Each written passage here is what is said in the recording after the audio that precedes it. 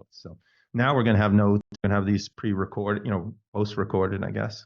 And then you'll be able to, Heidi made a blog in there, so everything will be posted up on the blog, different things we come up with. So then at your leisure, you could just pop in there and access everything.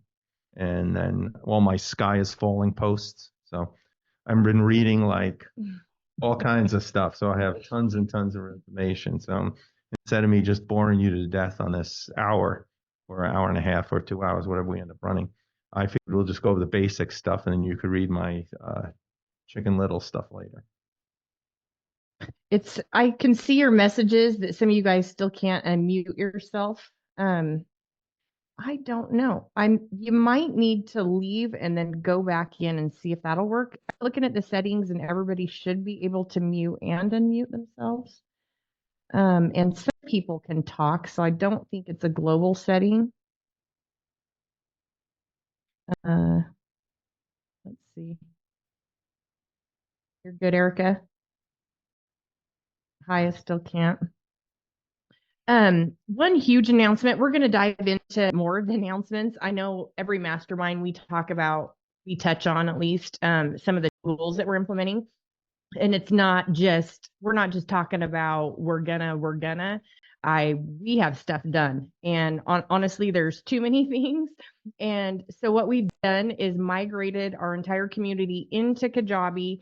There is an app if you want to download it, but you don't have to. But basically, we're using primarily the community functions, and then we'll do some meetups, and a lot of our training will actually be inside Kajabi. You can log into it from your computer, if you don't want one more thing to download. But everything from this meeting will have the recording on it. We'll have my cute little AI summary that's happening right now. Plus, there's going to be tons of links that we're going through today, and I will have all of those in one place for you. So, definitely take notes or whatever, but we'll have a link for you that will come through the circles. And if we've got time, maybe we can do just a short little screen share. But it's very familiar. It's like Facebook or anything else. There's different circles and different channels. We are going to be doing a paid membership, but there's tons of stuff in there that's free that we're loading in. Honestly, there's so much stuff in there. There's probably more than you can handle just even on the free stuff. So anyway, once this is all done, you'll get that link. And then our overall destination for this is we're planning on becoming a Keller Williams community. So once we're involved directly with Keller Williams, which we'll probably be launching in January, and then at Family Reunion in February, live probably right at Family Reunion, everything will kind of take a little bit of a turn. So any of the, I'm going to call you guys independent from Keller Williams from the outside. Guinea pigs. We appreciate your patience. You guys would all be governed in now before that happens.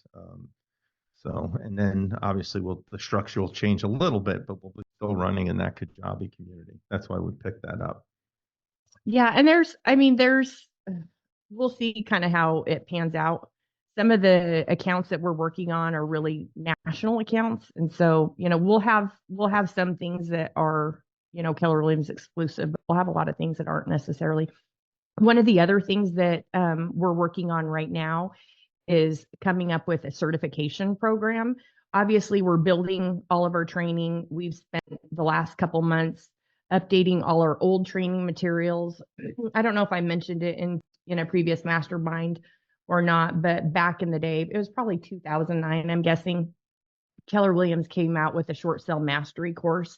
And I was a co-author of that. So basically, I've kind of gone through, updated all that old stuff, went through, got all the updated requirements. I read 100 pages of Fannie Mae's servicing guide.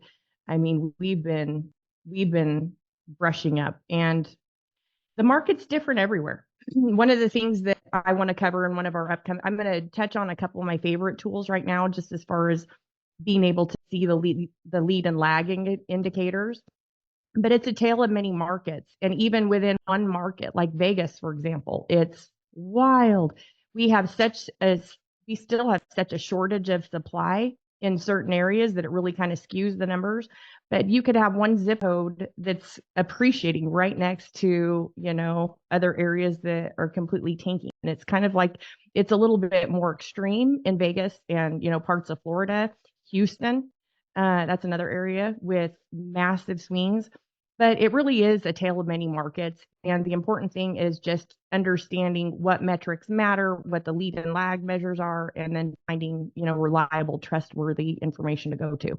So you can interpret the market and all those statistics for your local area.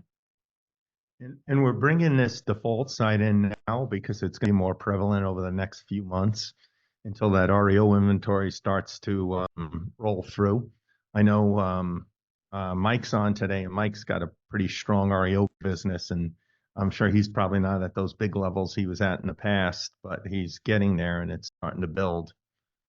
Actually, this morning I was out on my pre-list inspections, which was kind of cool. It's been a while, so I almost forgot what to do. No, I know what to do.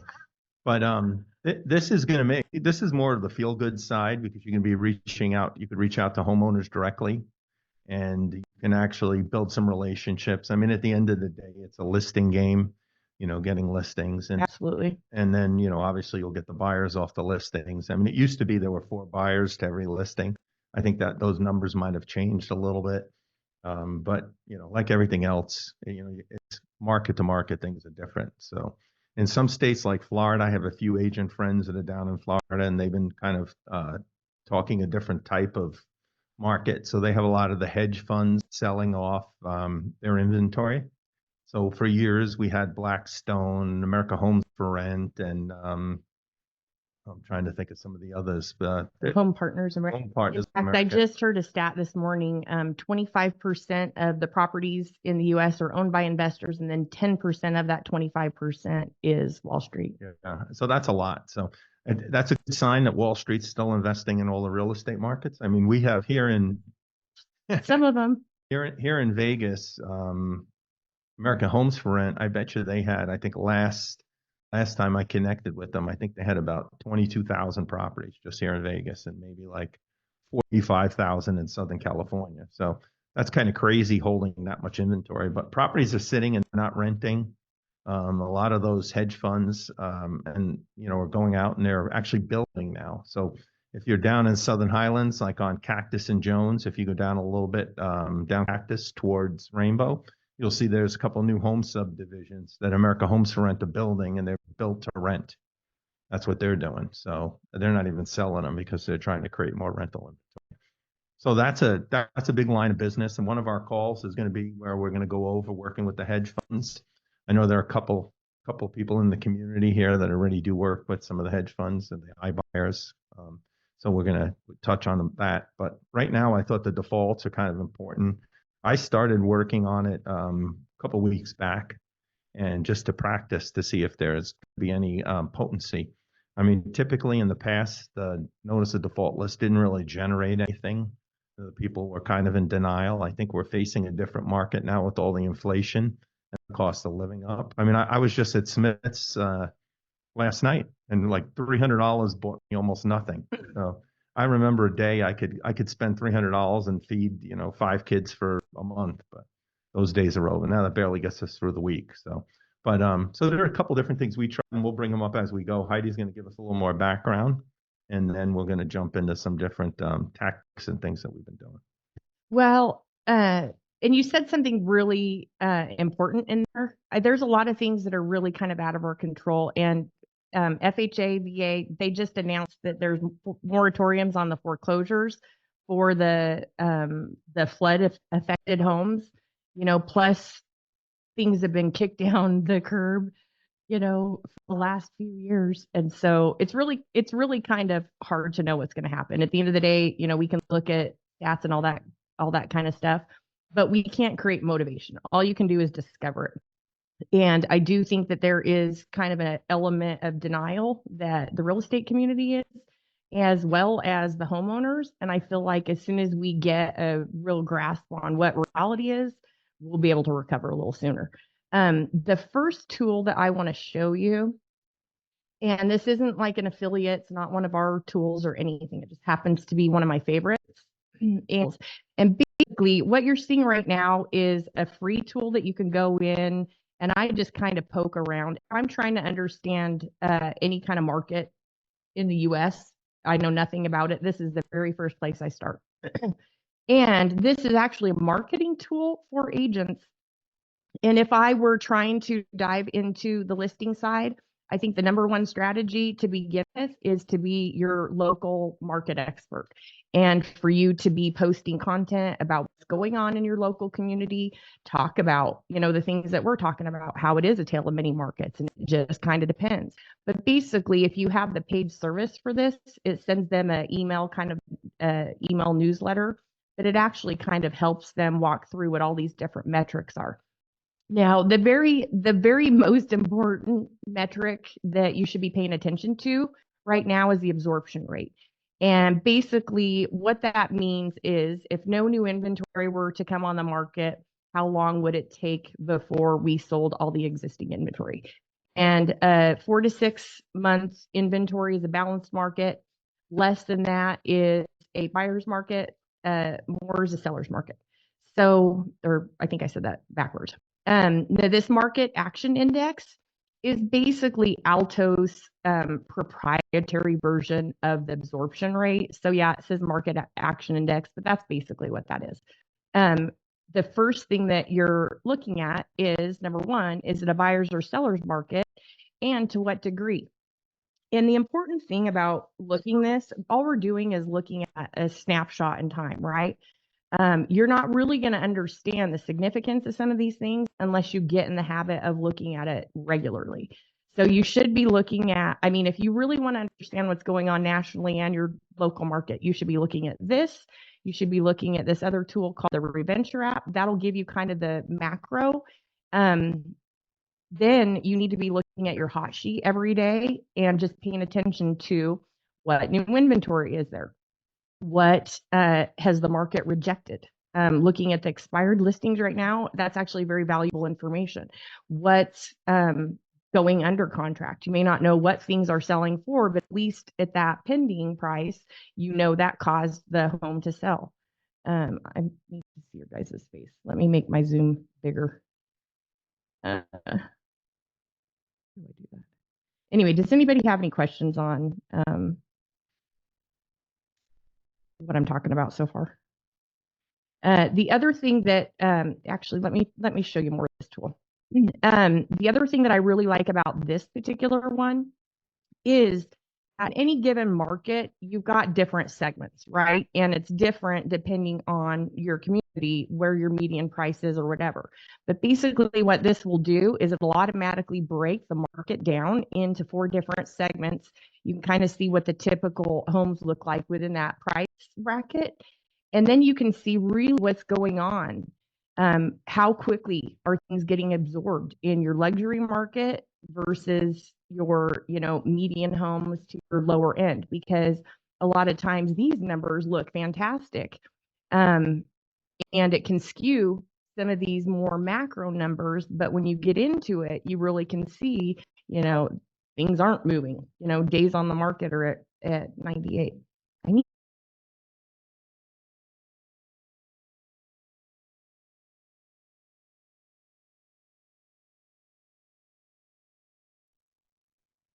Okay. All right. Anyway, going back to, do we have any questions about that particular tool? The cost? Let me get here in the chat. Cost? On their website, $8 per, if that's just individual a month, and then I think it was like $150 for team. This link. I don't want to get too much in the weeds. Yeah. That really is of a whole other training.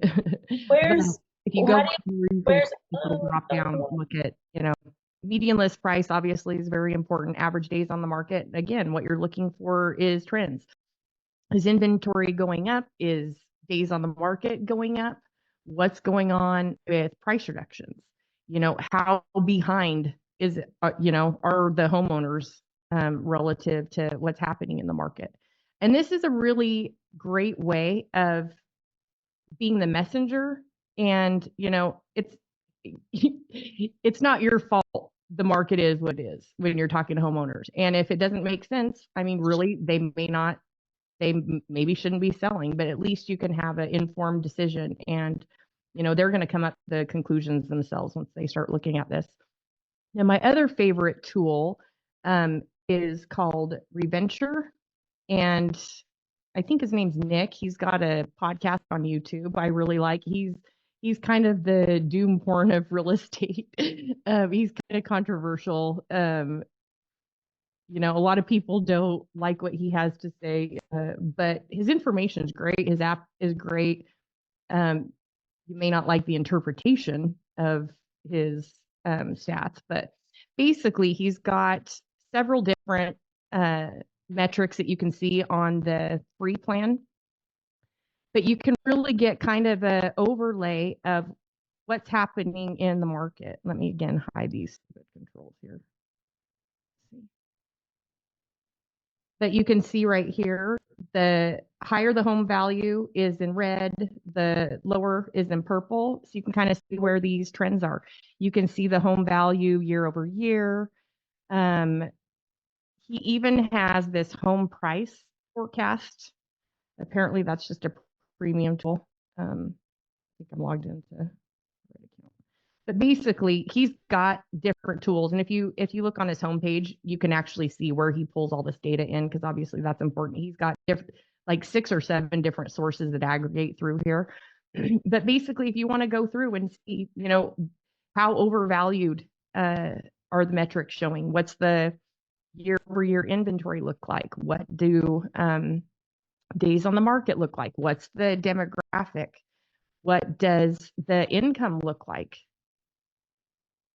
There's unemployment. What percentage is overvalued? Now, again, some of these things are paid metrics, but this is another one of my favorite tools, just to really go in and kind of understand the different trends and see what's going on. What do you have to say, Joe? What do I have to say? Oh, I got so much to say. I could just keep talking it up. But no, I think that's important to know your market. So it's whether you're talking to a homeowner or you're going to be talking to a, let's say, even an REO client. I mean, I'm sure the guys who are active now with some REO, like, again, see Mike. I always see him. He always pops up. I'm sure when clients call him and say, hey, you're in Long Beach, but what is Porter Ranch looking like? Or what do you think the San Diego market's going through? I mean, you're going to have some answers. Again, you want to keep your client close, and you want to be the go-to. So, I try to keep myself on the forefront of understanding at least all the markets around me. And since as a team we cover such a large, have such a large footprint, it's a lot of work, just a lot of catching up and reading. But that's important. And I think that's a really good point, is because at the end of the day, like, how well you're going to do in the next couple of years is going to be dependent on how well you've done at maintaining and building your database the last few years, because you need reasons to have conversations. Again, you can't create motivation, but at least if you know what people's options are and they look to you as their guide when trying to make decisions, you may have the same conversations, 3 or 4 times. This is definitely a long game, because people are ready when they're ready, and they're, where they are when they are where they are. Now, a lot of times, people are just kind of kicking things down the road. I want to go into, some detail about, what some of the options are. But most of the people, if they could have refinanced, they have. And a large majority of the refinances right now are cash out refis, which is actually another little alarming sign, because people are, especially in markets that are declining, the people that are living off their equity, that doesn't bode well. It may not be a problem for a while, but, they're counting on the market appreciating, and that's not guaranteed. And just talking to one of the lenders the other day at the office meeting at the Green Valley Market Center, he was telling me that a lot of his cash out refis now are on the 2% and 3% loans. So now he's struggling to get them approved at 7, 6, and 7% to get that cash out equity. And it's a struggle. So people's credit has changed. I mean, we're at the highest level of credit card default, auto loan default. So a lot of that is all streamlining from inflation and just the cost of living. So people are going to obviously pay their mortgage is going to be the priority, and these other things are going to fall behind first. But the credit card interest rates could be up to 35% for some people. So that's going to add up quickly. And then, that's what they do is they pull money out of the house to pay for it. So it's definitely the more people I talk to now, as far as on the homeowner side, they're struggling and they're definitely kind of going week to week or check to check. On the corporate client side, so that would be like the REO clients, they have loans in default and they've done workouts and they're carrying these defaults hopefully into the new year to try and hope that these people could find a way to catch up. The equity levels are changing, and I don't know if anybody's pulled comps for a listing recently, but you could literally, I listed a property maybe like a month ago, and when I pulled the comps, I pulled it off on the solds within 30 days. I tried to keep it within 30 days because things change so frequently, and we priced a little too high. And I should have thought as an REO guy and said, hey, let me look at the pendings. Let me look at how long it took for them to get an offer accepted. Let me see what the listed properties are surrounding it. And then let me interject that into the pricing. So there's always a different ways to look at it. So if you're looking at a property that's perfect, then obviously you'd want to look for on those comps, you'd want to look for equal comps. Well, and that's the other thing too, is once you start getting into short sales too, pricing, that's a whole other conversation, because you aren't just pricing it for today. You've got to price it. You've got to know how long it's going to take, probably how long your short sale is going to take, and you've got to predict what it's going to be in 3 months from now. There's something else that I think is worth mentioning too, Joe, from one of your, it's been a little while since you had the conversation, but one of your conversations with one of your bank buddies was talking, their attitude is completely different than, it's been in the past, where they don't want it to they don't necessarily want things to go to foreclosure. And what else was kind of shocking to me is how many prime borrowers are in default and how many people have gone into default that actually have significant equity. So they do want to do, there's a lot of banks that do want to do forbearances and loan mods and workouts. The challenge with that is a lot of times just recapitalized back on the back end, and it really isn't solving any problems for the homeowners.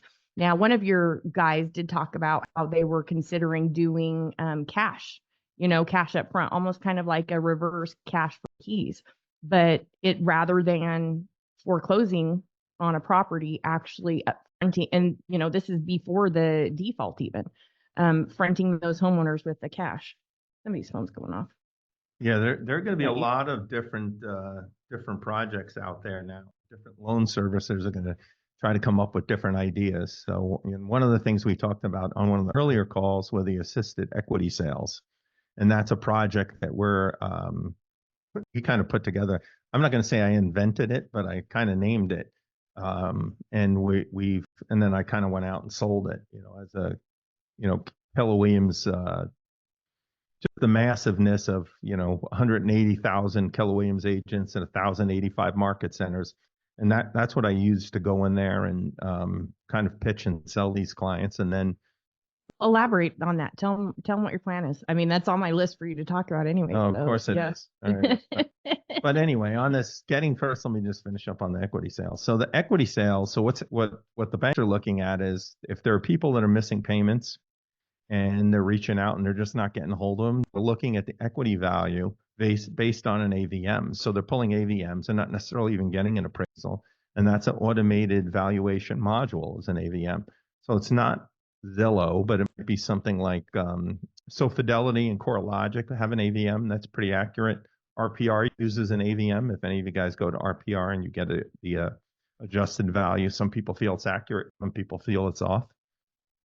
But the banks are using and buying these AVMs. Another one, Black Knight, has a very accurate AVM, and they got bought by the Intercontinental Exchange, which is ICE. So ICE owns the New York Stock Exchange. So they went out and they paid billions to get this Black Knight company and buy it off of Fidelity, because they were projecting that the market's market's going to change. And the first thing the banks are going to look for are these AVM models or appraisals.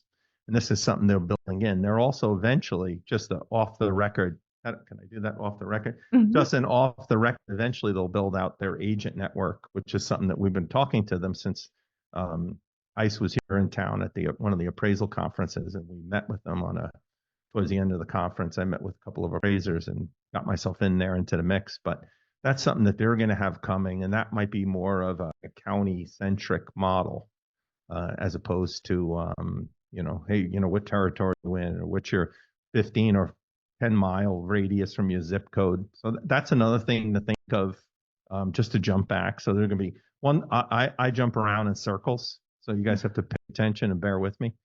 That's one of my. I don't even know what Between the two of called. us, they're going to be acrobats. Yeah, you guys are going to be learning. You're all ready for the circus.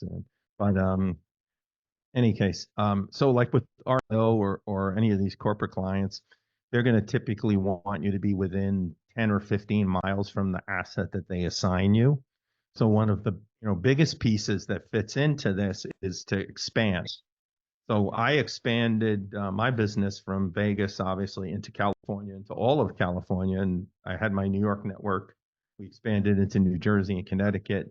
It's just continually growing, but we all have to kind of think so that we can cover more areas. One of the things that for me, it worked. Again, I'm a Keller Williams guy through and through, but I picked my market center because they had 4 offices on the 4 corners of Vegas. So technically, I can use that 15-mile radius of the 4 offices.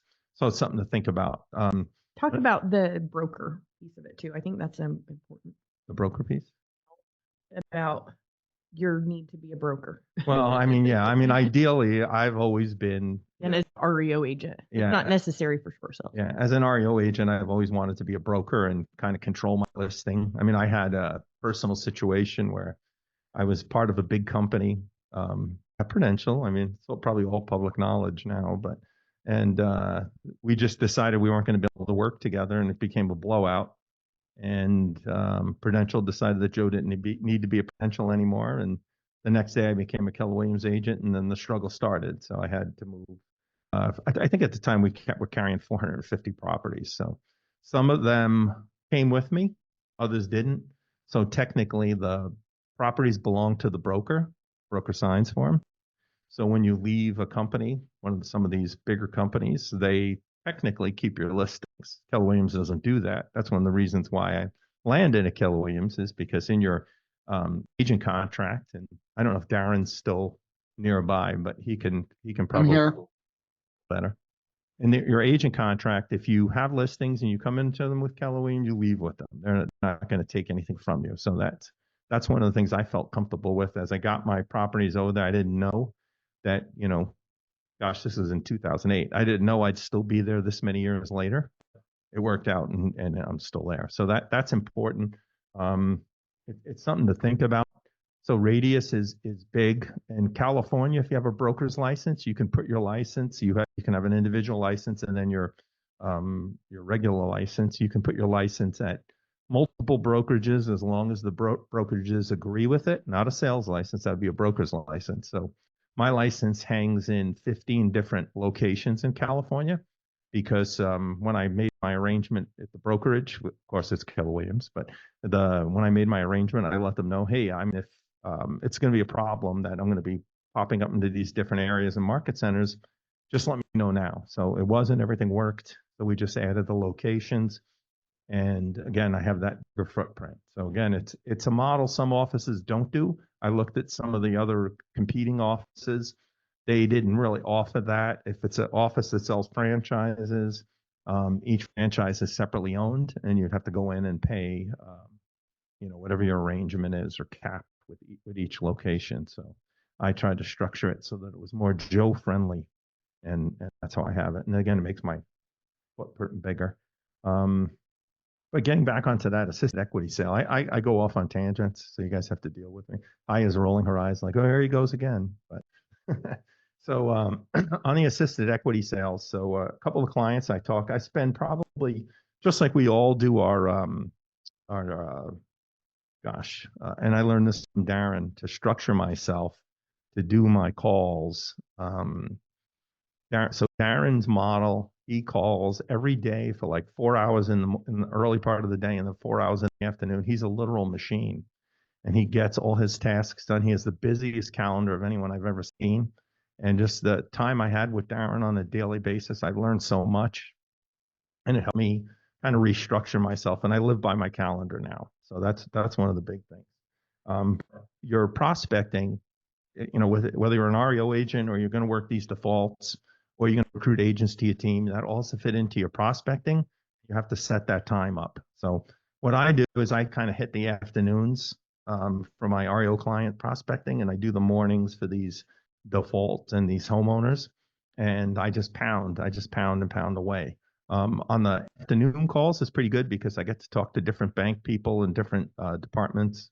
Some of my REO clients, when REO kind of dissipated, they went on to different jobs and kind of picked up different positions. So some of them now are in loss mitigation, which is where these short sales and equity sales all fall. And some of them went into credit card, and some of them went into different types depending on the type of bank. And some over to the hedge funds that are purchasing. So they all have different positions. So every day I get different opinions and versions. So it all helps me round out and build the business a little better. So on that equity sale piece, one of the things they're looking at is people, again, who have equity, they're not that anxious to try and foreclose on them, and then everything turns into 26 YouTube videos and 400 letters to congressmen. Hey, I had $100,000 in equity and they foreclosed on me. So just like they did way back, and this is something Heidi can talk about, is banks were doing assisted short sales. This assisted equity program is coming up now, and it's hit the ground. We have a couple of East Coast opportunities that came up, Florida, New York, New Jersey, Connecticut, and to begin with, are kind of hit the ground with us first, because I think those are the areas maybe where there's going to be more of an abundance. Don't forget to talk about our directory before we hang up. Oh, okay. I don't want to put you on another bunny trail, but there I go down the bunny trail again. But anyway, assisted equity. Okay, that's it. You got to hold me on track. I usually, like most people, will follow a game plan or a format. I just kind of go as it pops into my head, and that's kind of what makes it worse. Anyway, so this equity piece, I mean, obviously people have equity. They're pulling these cash outs right now, and then they're getting themselves banged up into different situations. Some of the people even using the home tap loans. Home tap's a startup, and what they do is they'll go in and they'll give you the equity you have in your home. Let's say it's 100,000. They'll cash you out 100,000. You don't make any payments at all to them, but they take an equity share in your property. If you sell the house within the first 3 to 4 years, they get maybe 20% of the equity. If you sell the house in 6 years, they might be up to 40%. And it's all written into the package, and they discuss it. I mean, but obviously for a startup to get, billions of dollars to pull this off, there's definitely an opportunity there. So that's been a big thing that's been hitting in Vegas and Arizona, that home tap loan. And that's something, I mean, they have a website. You can go in there and kind of do a little more information. And the big thing is we want to have resources for all of these different options. You know what I mean? Whether it's our thing or a thing we really like, but regardless of where people are, if they're trying to stay in their home or leave, or, regardless, we want options for them. And obviously that home tap idea is a good option for some people. Another thing that's really interesting, I forgot the name of his company, Steve Lamoth, but they basically, I've known people to do it kind of sporadically over the last bunch of years, but he's the first person that I've seen that really turned it into a program. But essentially they will lend like pre-list, pre-construction money to their homeowners. They file a lien, but basically it's to prepare the properties for sale. So they do all the minor repairs. Steve actually does like big remodel jobs. He takes it to a whole other level. But I think we're going to see more companies popping up like that too, or more agents kind of transferring into that world, because as it gets more and more competitive, we have more and more inventory. Homes do need to be fixed up to sell more, but maybe the homeowners are strapped for cash. Obviously, there's a significant risk. That's not really something that I'd be inclined to do personally. And, it really would need to be somebody's actual entire program. But I think that it's been successful enough. I think we're going to see more companies popping up like that and more agents kind of offering that as an additional service. And there's companies also like Knock who they haven't rolled it out in Nevada yet. It's coming, and obviously they're going to go from like office to office and bring and train people on. They're very big in California. I had them at our office in Laguna Niguel when they rolled out the program. So they do a buy before you can sell. And realistically, it's a bridge loan, but it gives them that opportunity to go out and find a home, their new home, whether it's a step down or step up, whatever it may be, before they list and sell the home. And they'll also give them money to freshen up that home, which is kind of nice because now, you're going to keep the listing. So you're going to go out and sell them a home, and then you're going to list their home, and then they're going to be making those improvements to the home that are going to add value and kind of boost the sale up a little bit. And I think today, in today's market, a lot of the houses do need to look at. People are looking for that. They're definitely looking for, a better place. I don't think even the people stepping down or settling. I think they're still spending that time to find the perfect home they need. So definitely keep in mind. And there's a ton of programs, and that's why we kind of built this community out, because I felt we mentioned things and then we don't truly get through it. Last call, we talked about team building. So for REO, one of the biggest things, and even with this defaults, is team building. So you're going to need to have a team in place. You can't do it all. I mean, even though I'm kind of like the Highlander, the immortal REO guy, so I always say, hey, there can only be one and I can do it all, but you truly can't. So you need to have a small army. Yeah, you need a small army. You need people around you. I've been very fortunate to have Darren around, and he's helped me kind of relook my model and what I need to do to be more cost effective, and how I need to bill it out properly and correctly, like some of the big performers have done in the past. So I've been always very stubborn and single-minded. And like I said, I've worked very closely with him the last few months. So he's rebuilt me. So it's definitely been a lot of help. So he's offered to help any of us with some coaching, help build the teams out, help add things. One of the things that, Heidi and I've been talking about, because we're trying to scale in multiple areas, and we were thinking like, wow, how do we go out now? We build out our Vegas team. Yeah, Darren's got that covered. I don't have to worry about that.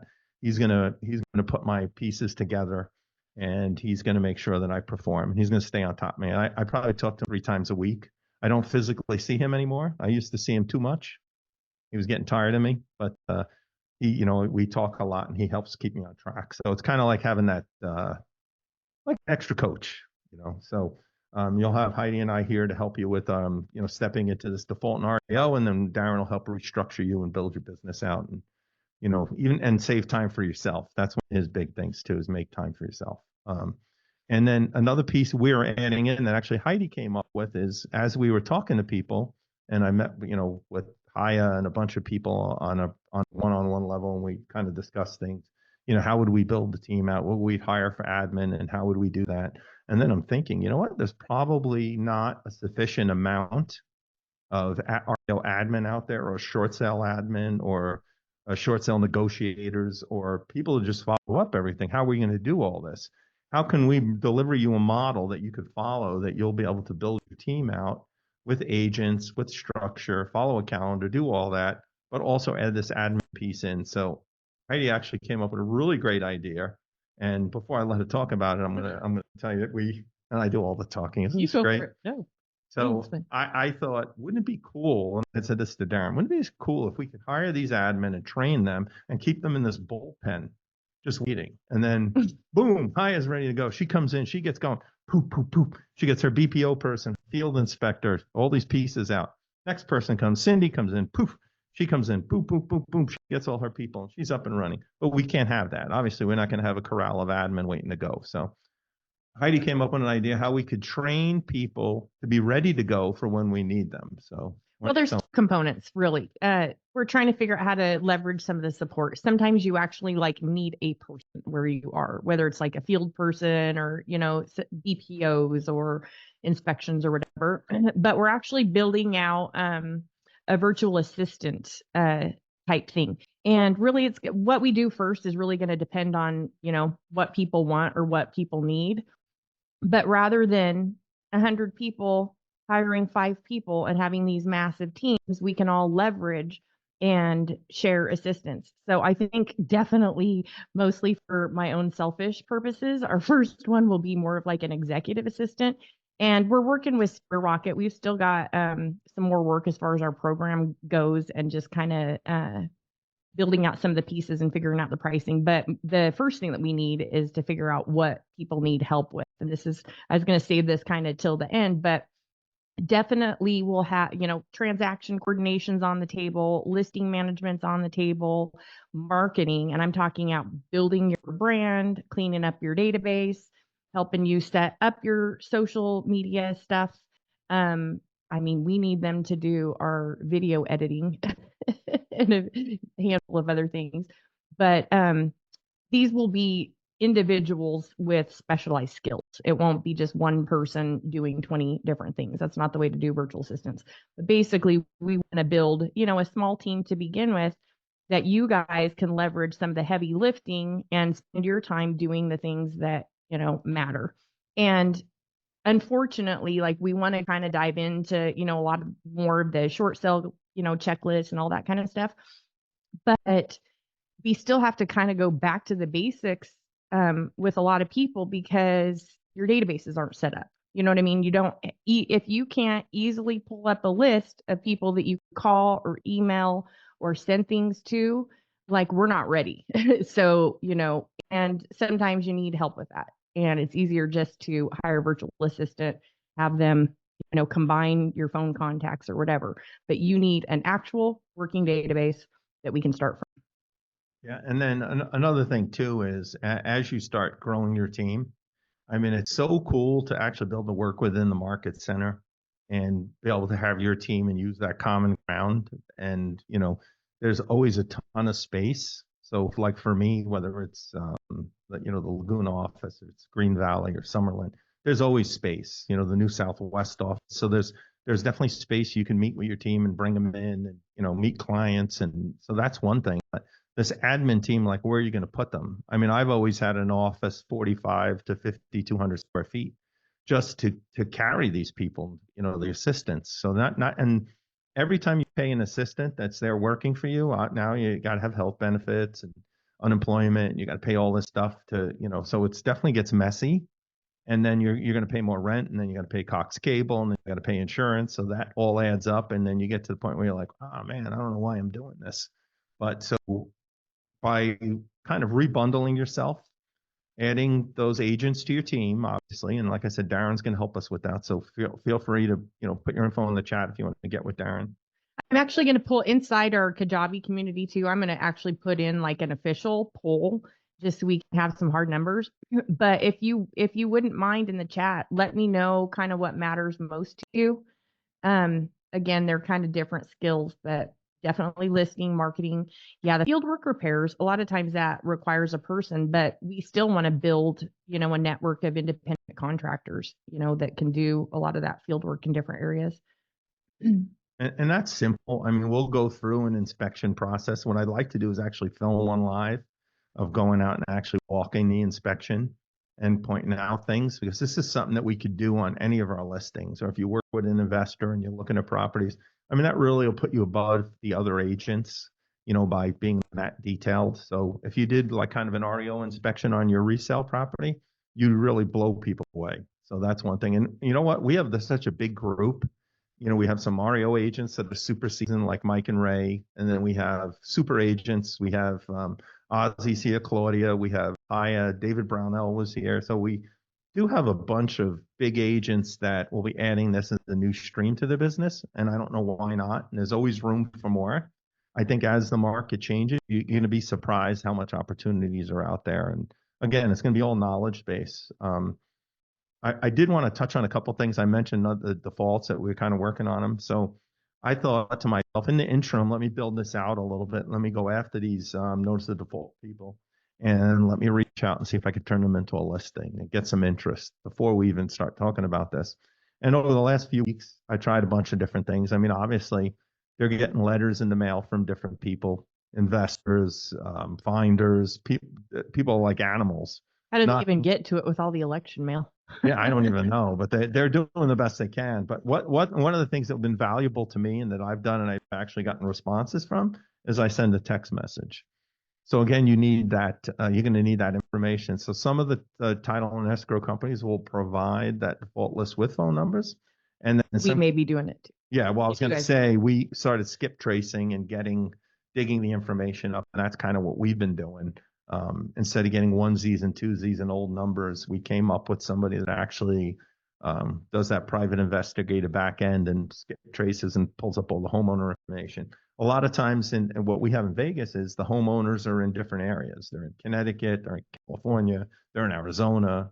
We had 2 were in London. So again, they might just put one of their rental properties on title and a Google Voice number, and you're never going to get them. So, Yeah, I was shocked when I've done marketing to notice the defaults for so many years in every single way with all sorts of different people. And I was actually texting is usually like not the most effective way. And, I've been told off many times. So I was kind of shocked at the results that you were getting. So do you want to tell them kind of, what some of your text scripts were and how you're approaching it? Yeah, absolutely. So I think people are in trouble and they're feeling it. So they're more open. So the last thing they want to know is their house is in default and they can't pay for it. I wouldn't want you to tell me, hey, your credit card, thank God I don't have my credit card coming to the office, or I'd have Darren smacking me with a pack of them. But because we miss stuff, we're realtors, but anyway, so I kind of changed the approach. So I've done a lot of work with the iBuyers, Open Door and OfferPad, Wedgwood, and those guys, and they do cash offers. So my first approach is, hey, I'm going to offer a cash offer, cash offer within 24 to 48 hours, no showings. I don't want to list your property. I just want to get you a cash offer. And I got a pretty good thing out of that. I averaged 1 out of 75, which is pretty good. So I'm marketing Clark County, LA County, Riverside County, Orange County, San Diego County. And so it's a little bit more of a higher number of people I'm hitting. So, but I'm going to try and keep it simple. I'm not very good at math. So that was my first thing, was offering the cash offer. And the difference is, though, a lot of people are getting investors and finders that are kind of lowballing them, and just slimy people that are coming after them. So they've had it all already. So the last thing, that's why I say the phone call, the last thing they want to do is be called. So I've been sending a text. So my newest thing that actually works, and I'm actually 5 for 50 on this, which is a really good ratio. If you ask anybody that's called off the default list, they don't usually do well with it. So I'm about averaging 5 out of 50. And I just say, hey, it's Joe from Keller Williams Realty. If you ever decide to sell your home now or in the near future, or any of your neighbors that are selling their home, please give me a call. I could get you a cash offer, and I'm not going to tie you up in a listing agreement or offer a low ball. I'm going to give you market value or something to that effect. I'd have to actually read it to you. Heidi's going to put it up in the community so that you guys will have that.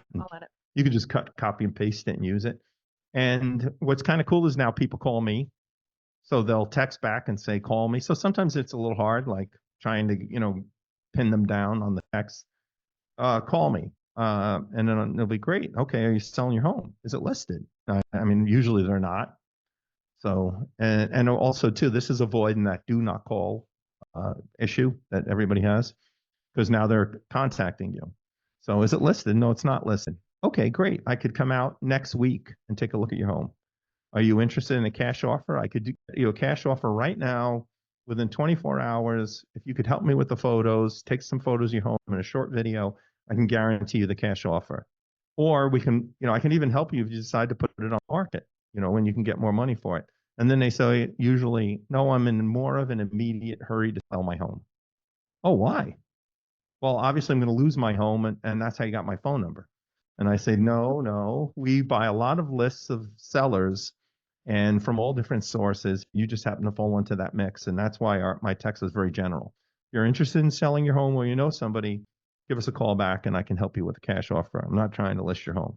So here's the benefit, though. So those people that definitely want to, they need a cash offer, they need to close in 10 or 15 days, they waited to the very last minute, then the only way to do it's going to be a cash offer. And the safest bet is going to be one of the hedge funds or iBuyers. And I could help you guys with that. I work with all of them, submit properties on a daily basis. They don't buy them all, but we submit them. They'll definitely come back with an offer. Some are at market value, and those that are at market value will. What I do to the seller is I say, if you right now, I cost you nothing. If I sell your home to a hedge fund or an investor, a national investor, I wouldn't waste your time with a local investor. I'm looking for a 1% commission. So I get the 1% from that seller. And then I get a 1% from the hedge fund, either 1 or 2%, depending which hedge fund it is. So at this point, it would be an offer within 24 to 48 hours. It could be a 10-day close and I get 2%, really not doing much. A lot of times the homeowners will either take photos and do a video and do everything. And I'm pretty much just quarterbacking the transaction. So that's pretty simple. If they say, oh, I got to get a lot of money out of my house, I'm way behind, then I say, honestly, I'm really good at this. I've done this for a long time. It's like 30 something years. I don't want to say my age, so I'm not going to tell you. I've sold over 15,000 homes, and this is going to be a piece of cake. Let me put it on the market. Let me argue and aggravate every agent that shows the property and makes an offer. Let me, negotiate and get you the best possible offer, and I'll get every nickel out of this for you. That's what you want to do. I'm willing to take the whole on. So, and I even, it's kind of funny. So some of you know me and say, oh, he's such a nice guy. Others say, oh my God, he's a bastard. I don't even know why I'm listening to him. So that means we had a transaction together and I was that hard ass to deal with. So I'll even tell the homeowners, I don't know, you can Google me or you can call around or Google me. call 4 or 5 agents in the area. And if they don't like me, it's probably a good sign. So Ozzy's got a question for you. Ozzy, where are you? Are you still on the treadmill? I am still on the treadmill, but I was gonna say Claudia had a question earlier, and I don't have a question, but I want to see if Claudia still had her question. Have your audio. You're unmuted, but Well, my question had to go way back when we were first talking. Either. Yeah. So my question was when you guys were talking about the 25% owned by the investors and You guys write it in the chat. That I think no, I had my hand up. It's all good. I don't want to throw you guys all the way back. But my question for you guys is, I've had a couple of transactions this year to where we haven't been able to close because of the fact that, well, actually one of them lately was Ryan Panetta owned, I guess, 75% of the whole entire complex. We couldn't even do conventional in there. So that's what and I went through 6 different lenders to try to close on one in there. So are we going to be seeing, you think, a lot more of these foreclosures because of the fact that buyers aren't able to go in and purchase homes right now? says everybody's able to unmute themselves, but Yeah. Martin and I were talking about coffee and all kinds of fun things when the call started. He was on a half an hour early. He's part of a test group where he helps us get things set up. Well, now he is. He wasn't originally, but now he is. he's governed himself into that. But yeah, if you could type whatever your questions are in the chat. For some reason, we can't hear you. So weird. So getting those defaults are definitely a nice little piece right now that you can develop while we're building out. I know a couple of you did reach out to Darren and spent some time with him just to tack onto that really quick, Joe, too. Another thing that works really well is handwritten note cards. And I do have some scripts for that I can include too. It's very time consuming and it works most areas of the country. I had a team in Hawaii I was working with, and I wouldn't recommend it there. But yeah. or me, if I hand wrote it, nobody'd be able to read it, so they'd have to hire a decoder to come in and help them with that. But that's something that you could put one of your kids on. I'm sure we all have kids, right? You can have them all write these handwritten notes for you. Well, and at the end of the day, it's about the conversation, right? And it's just understanding what's going on in their world, helping them understand what all the options are available to them, guiding them through the decision-making process, and just being the one that they're having the conversations with when they're ready. So at the end of the day, it's just excuses to have a conversation. With that assisted equity program, we had to come up with solutions to give to the bank, like, hey, okay, great, Joe, this is an idea you came up with. What am I going to do with you?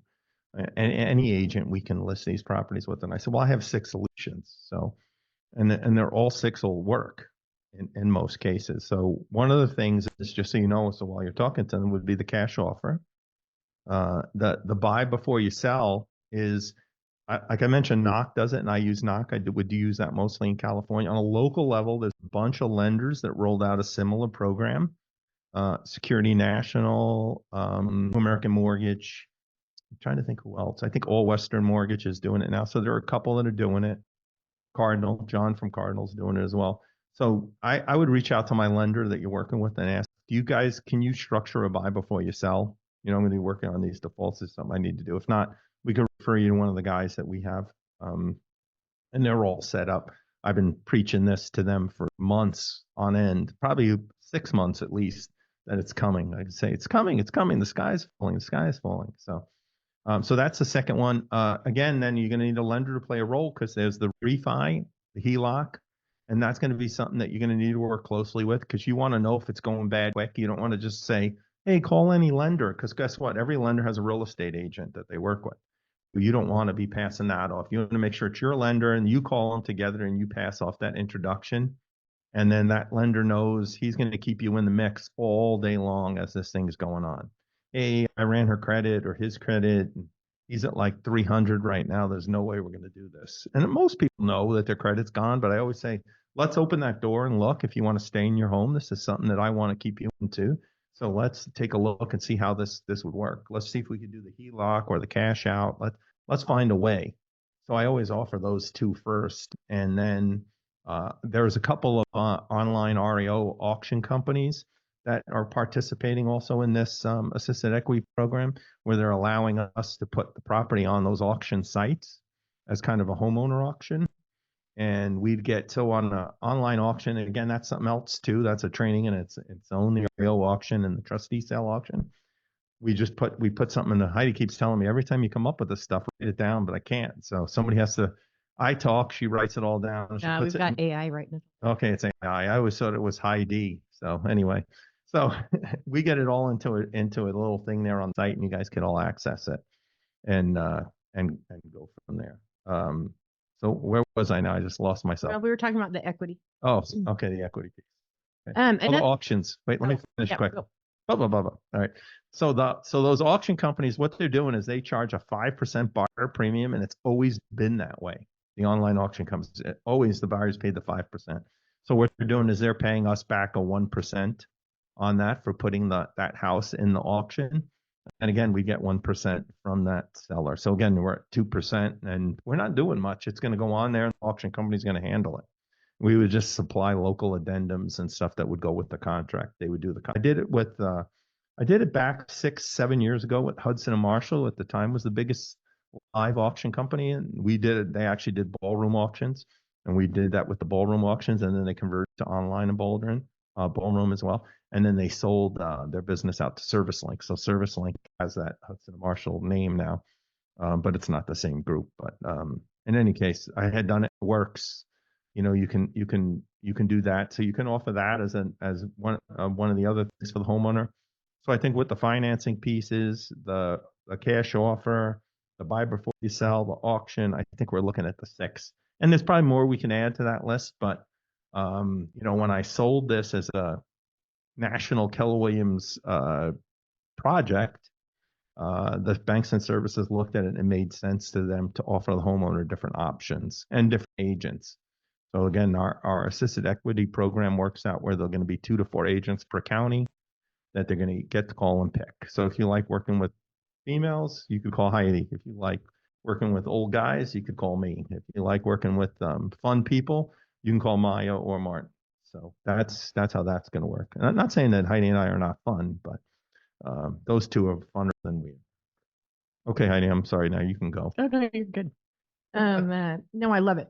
The other thing, I'm obviously this piece doesn't really fit in with that, and it's going to take a minute before we can find groups that can do it on a national level that, you know, are trustworthy and, you know, that we can rely on. But we want to have some seller financing resources too. And that looks like a lot of things. Again, that is an entire training. But there are obviously, most people know, lease options, rent to own type things. There are also subject tos or all-inclusive trust deeds. There's so many just, I don't know, sketchy people in that world. And until we do a little more vetting and really have like a program put together, that's a TBD. But I at least wanted to mention it. That's kind of in our back pocket to work on. Should we dive more into the deed and liens and short Yeah. sales and stuff? That's another, wait, real quick. I love interrupting her. It gets her all frazzled. That's fine. She's pretty good at it. I'm And we're used to it. actually, we're sitting across from each other today in a podcast room. So we're totally taking this thing professional. For me, you're not really on the beach? No, I'm not. You're I'm not where on you the live in? beach. I'm sitting across from her actually. But so I love interrupting her just to get that little frazzle. Her eyes move around. She does a smile. So anyway, such a chop breaker. But anyway, on the deed and liens, that's another option for that person in default. Where and Heidi's going to explain it a little more. But You start it. I'm just going to tell you what I did because that's part of the story part. It's the funnest, of course. We've offered deed and liens. So at one time, there were companies that just did deed in lieu of foreclosure for the servicers and outsourcers. And over the years, they died. They disappeared. They went bank. Whatever happened, they're gone. So that's another piece we started as a deed and lieu service that we're going to offer to banks and services where they can contact us. And then we will, of course, connect them with an agent. And then we have the training all built out to handle the deed in lieu the right way. And it's another option. And Heidi's going to explain what the deed in lieu is. But I mean, it's not that complicated. It's basically a voluntary foreclosure and they're surrendering, the property. It doesn't go through the entire foreclosure process. It counts on their credit like a foreclosure. And it really only is even an option if there's one lien on it. So if you've got other liens, they would have to release their lien. They'd have to agree to, which is essentially a short sale. So it really is, it really only works for one loan. And basically every bank will do it. So even if they don't send them letters or like offer that as an option, they will. And in fact, so 66% of the mortgages are actually owned by Fannie or Freddie. Both of them will pay for deed in lieu of foreclosures. I can't remember off the top of my head. I think it's maybe like they'll pay the homeowner. A lot of times they'll pay commissions. You'll have to negotiate it like anything else. They'll actually pay I think it's like $750 or $1,500. Don't quote me on that. I need to look it up. But they'll actually offer an incentive for the homeowners to do it. And they've also got some additional programs if they want to stay and rent the property for a year.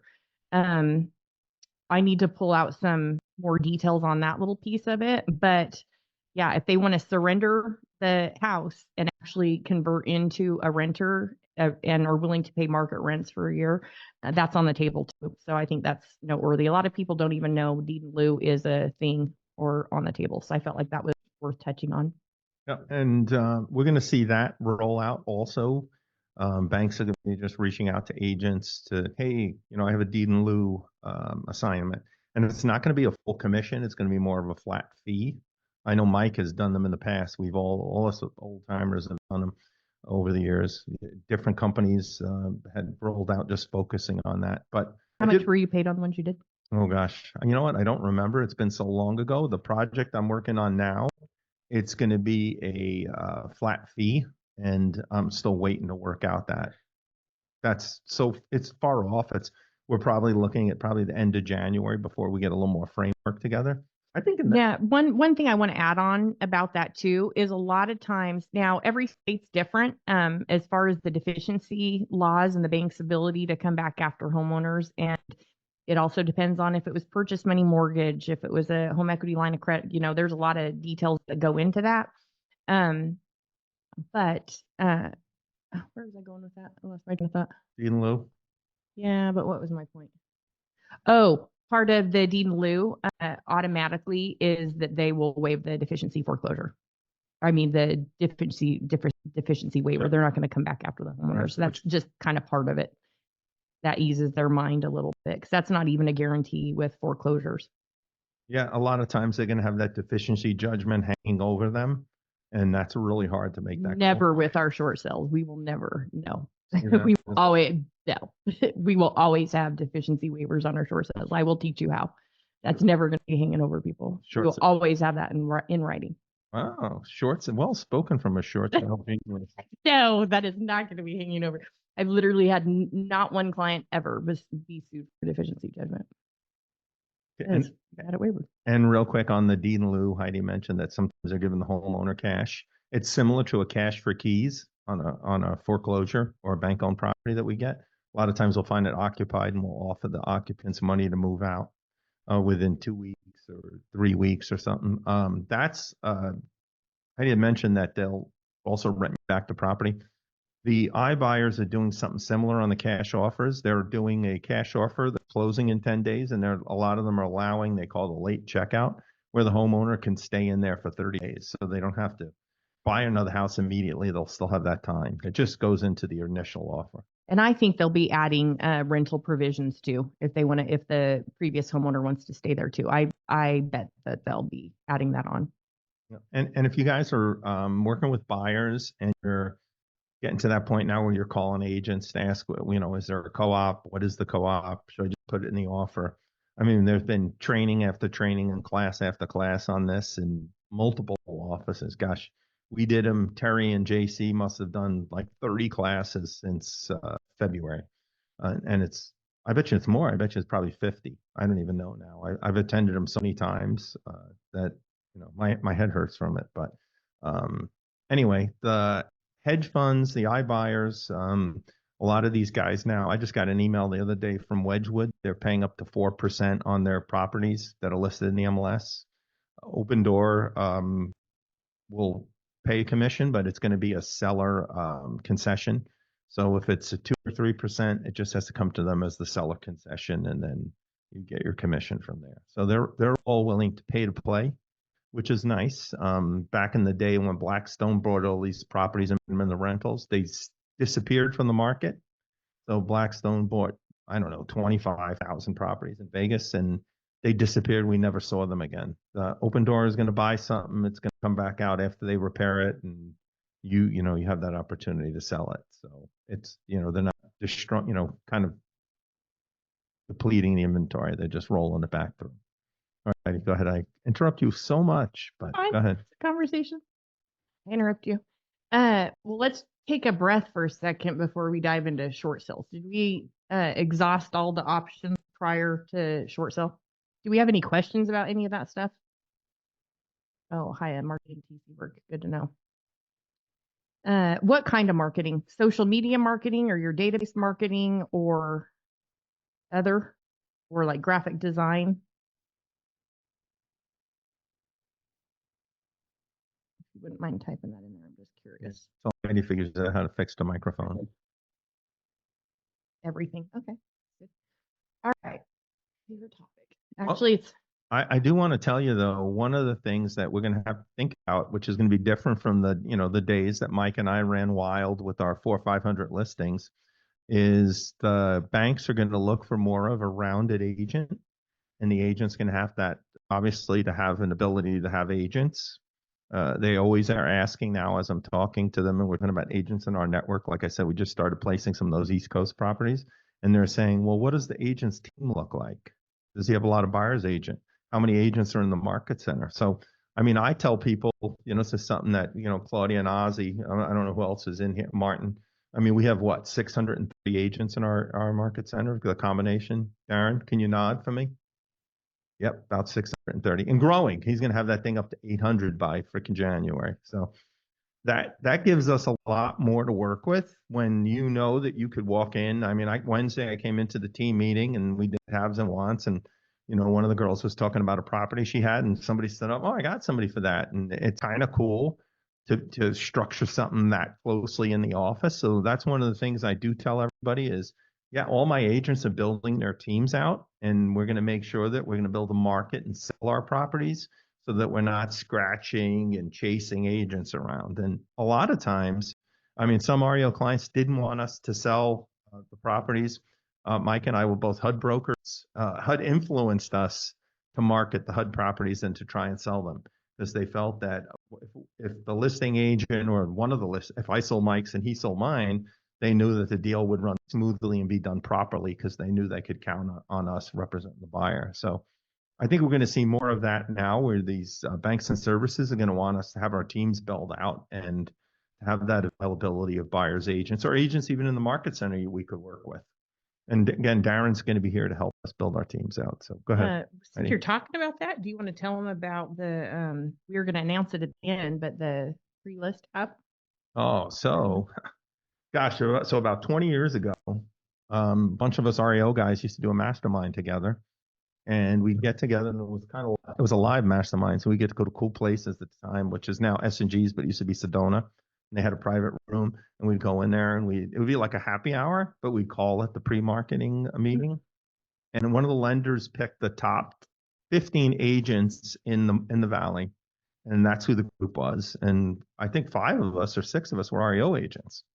And this is something that we could duplicate into different areas if you guys want to do it, and host it. Mike's got a tremendous office over there. We could do something at Mike's in LA, Long Beach. But this kind of worked. So what we would do is we talk about what we have coming. And again, it always makes sense to me. Where am I going to sell my property and have the smoothest deal is if I sell it, have a like-minded agent selling it and someone I know I can work with. So if I have a listing and I know that Ozzy's going to be on the other end, I know I'm going to be able to work with him and get this thing sold. It's not going to be any crazy things coming up like, the buyers want to move forward before they close. They want you to change the carpet and be like, dude, it's an REO. It's as is, So these are things you need to know. So we did that. And what we did is we marketed our pre-marketed properties amongst the group. And we did really well. I would say we probably sold a good 80% of our inventory within that 15 or 20 people we had. So now moving forward with technology, we're trying to think of how's another way we could do this. So the magical Heidi over here came up with an idea, and she actually built out a pre-market app.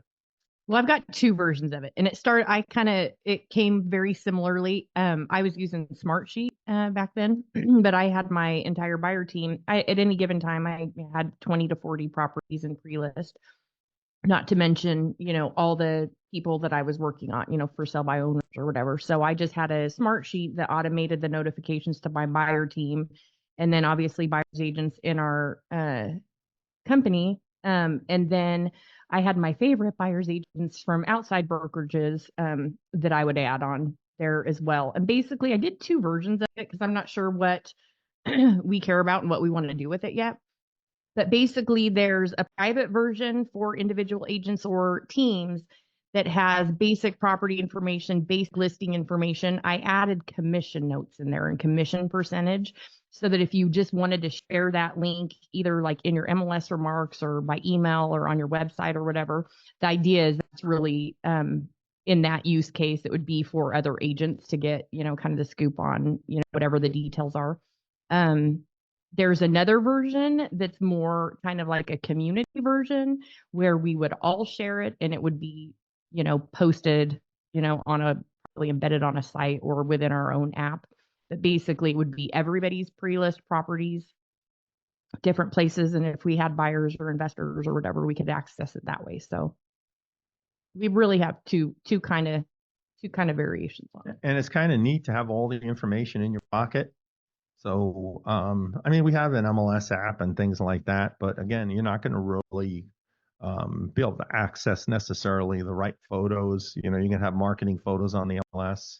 What we used to do is we'd put our actual inspection photos in there so that, I would want you to know what you're selling and to see what's there. So that, that's kind of how we handled it back then. But, we couldn't, 20 years ago, obviously we didn't have the technology to be actually able to share the properties. We'd have to waste the time to have the agent come to the property. So I know if I'm on the ground in Long Beach and I have the app and I have all Mike's properties in there, hell, it'd be so much easier for me to sell his than to go out and, call 18 other agents and try and sell their individual properties and fight with them all. So, well, there's always such a long process too, especially with short sales, because you don't even put anything on the MLS until you've got all the paperwork together and like you're ready to go, and people are ready to go, until everybody's kind of on the same page. So there's an incubation period with all this kind of stuff. And so I think it's helpful. So anyway, just put that in your back pocket. We're not really like ready to launch with either one of them, but they're both done. All right. Any questions about anything that we've talked about before we dive more into short sales? What time is it? We got time. It's Friday. Go ahead. Well, there's so much to talk about. I think the very first question people usually ask is, do people have to be late or not? Or what's the definition of a hardship? So the very first thing is, there needs to be a hardship, and it's all kind of relative. We'll dive deeper into, exactly the qualifications and what the different lenders require as far as a financial hardship. But the short answer is it always depends. And my pet peeve talking about short sales is when people say, like, who is the bank? Who is the bank? Who is the bank is only a valid question for REOs. That is not a valid question for short sales. And if you say the bank is whatever, I'm going to stop. And okay, so we've got the servicer, who is the person that is paid to collect the money, manage the impound accounts, all that type of thing. But they may or may not be the same company that actually owns a loan. So 66% are actually backed by Fannie and Freddie. I don't know what the FHA percentages or VA percentages are, but then we've got private banks and, other alternative financial lending institutions. And we need to know who all those people are because they're all players in the game and we all have to get their approval. Another little secret hidden player that a lot of people don't know that can come in and kill your short sales is the mortgage insurance company. And that's the insurer. They usually on first mortgages have a final say on the short sale. So that's another key player. But if their statements come from Bank of America, Bank of America could be the servicer, could be owned by Fannie or Freddie. It could actually be one of their portfolio loans. So they actually are the servicer and the investor. And in that case, the bank really would be Bank of America. But it may or may not be. So I think that's a really important distinction. And the reason that it matters is you need to understand the rules of the game that you're playing. And the rules are all dependent on who the investor is. So there's entire short sale guidelines for Fannie. There's entire guidelines for Freddie. The FHA short sale isn't even called a short sale. It's called a pre-foreclosure sale. It's an entire different process with VAs. And it really does matter because there's different calculations on what they'll accept relative to the current market value and the outstanding balance. Their approaches as far as filing foreclosure or postponing them, it's all different. And their approaches on whether it's going to be a fight to waive the deficiency judgment or not is all relative too. The important thing is you don't want your homeowners just talking willy-nilly to the bank. So if they're in trouble, they probably have had some conversations about forbearance or loan mods at this point. The bank may have even mentioned a short sale. There are some banks that are coming up with their own internal short sale programs, which is great. But I think the days of having big loss mitigation departments are kind of over. So we're trying to figure out how to bridge those gaps. But basically, the answer for everything is it always just kind of depends. You don't want your homeowners calling without you. You want it to be able to hear what they have to say. And if you need to do a three-way call with them, you need to send in an authorization letter ahead of time. And I've got just a blank kind of boilerplate that any of the banks will accept if you don't have that particular lender's approved form. And I'll include it in the notes. But basically, you need to be authorized on the account and you need to try to find out who the investor actually is. Now, a lot of times when you're on the phone and asking them, they're not going to tell you. So there's a couple different websites that you can go to. There's, I'm not even going to try to share my screen because I don't want to lose you. But basically, there's a Fannie lookup. There's a Freddie lookup. If people know most people know if they have a FHA or VA. They may not always know if their loan's been sold or, what's going on the back end. A lot of times you can tell just from the statement, but that really is going to determine a lot of different things. So you need to know who the servicer is, who the investor is. You also need to find out what the principal balances are on all of the liens. Do they have any second mortgages? And then on second mortgages, you also need to know, was that purchase money? So was that like an 80-20 loan when they structured it, or is that a home equity line of credit? Because again, that's a whole other strategy because home equity lines of credit attach to the person and the property. And so we've got to put a lot of homework into how we're going to make sure that we satisfy that second lien so that they waive the deficiency and don't come back after our homeowners. And this is all the type of things that you have to do prior to ever putting things on the MLS in the first place, before you even ever get an offer. a lot of times if your homeowner does call the bank, if they do qualify for some kind of streamlined short sale program or whatever, great, get that information and get authorized. A lot of times what that means is you're not going to have to provide as much financial documentation. And basically, when you're thinking about a short sale, you've got to put these packages together. And again, they're different for different lenders, but you're trying to unqualify your homeowner for what they qualified for previously. So whatever they had to do to get the loan, you're pretty much providing to get them out of the loan. And it just, again, has to make sense to the bank. And that's really a lot of the short sale negotiation, so to speak, is number one, just understanding the different players and the variables, what can go wrong, making sure that you've got plans and systems built around all of that. But it's really just, understanding the different agendas of all the different people involved, and kind of adjusting the timing of it all. Let's see. I talked about getting authorized. As far as hardships go, that's always kind of, you'd be shocked at, what different lender, and a lot of times it really does depend on the rep that you're talking to, but you'd be shocked at what they will deem is a hardship. So they don't always require that people are completely destitute. Most of the time, you can't advise somebody to make their payments or not, and you, just like you're not a financial advisor and you're not giving them financial advice on any of these things. It's your job to communicate the information, give them enough information so they can make informed decisions. I'm just telling you, your short sale's not going to go anywhere if they're still making their payments, because there's literally no incentive for the bank to pay attention. Now, everybody's different on how much they're willing to sacrifice before they skip making their house payments. You know what I mean? Most of the time, the place that you lived, that's the very last thing that you're going to skip paying. So a lot of times, by the time people have, I've got a double feedback going on.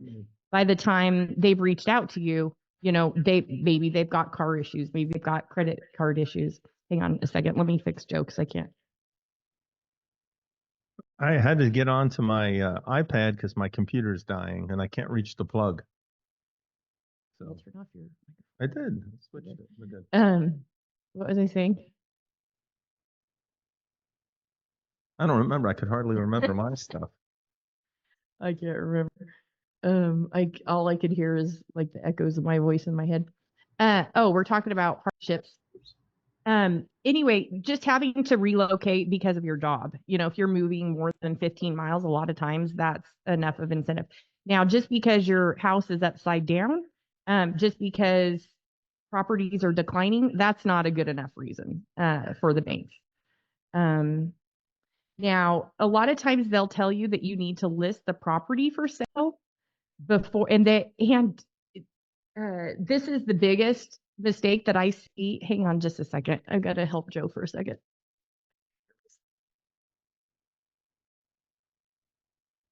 Well, so since we didn't think of everything, if you have a plug on the other side, I could plug this in. All right, unplug me. Bear with us a minute, folks. There's always a technical difficulty.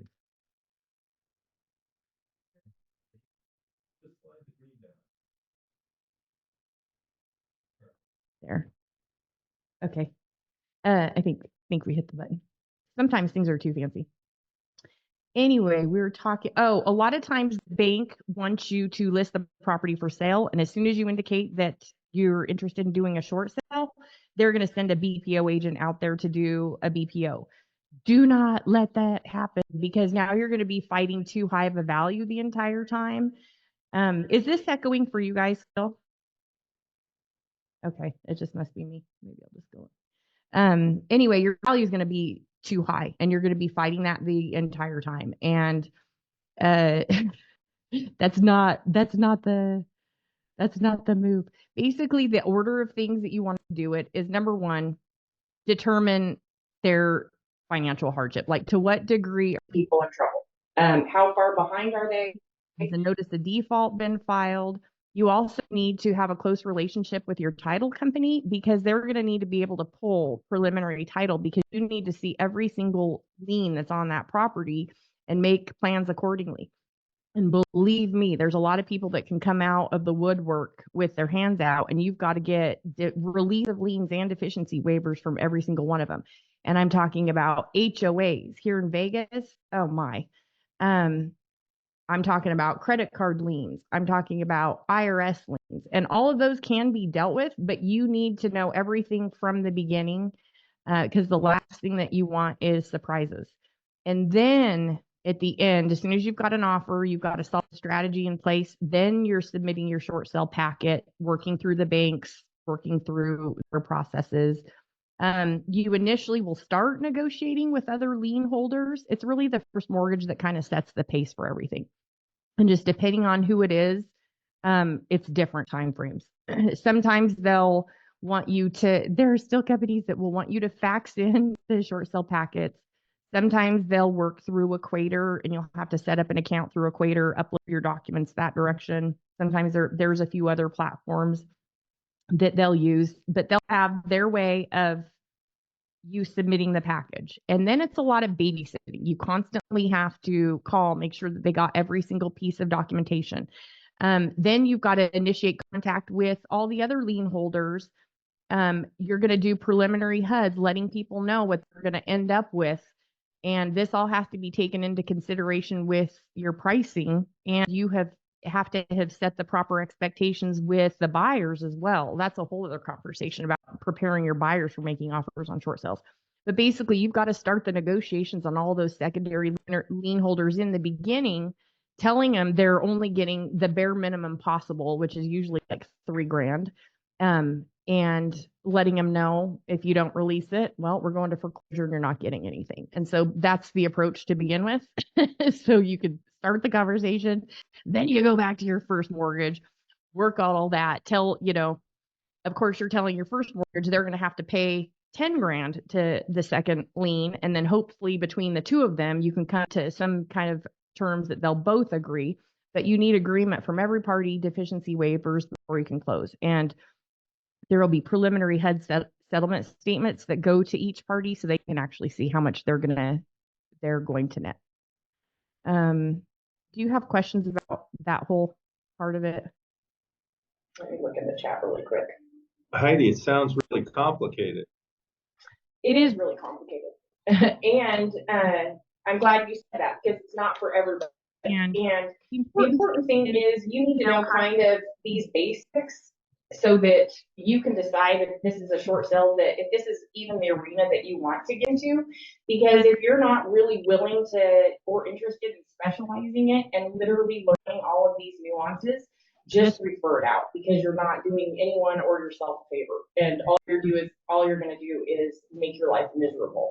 And it really is not one of those things you just kind of dive into and just see how it goes. I mean, you really truly have to predict 4 or 5 steps in advance. You have to understand your market very well, not just to figure out the appropriate pricing for now, but the appropriate pricing for later.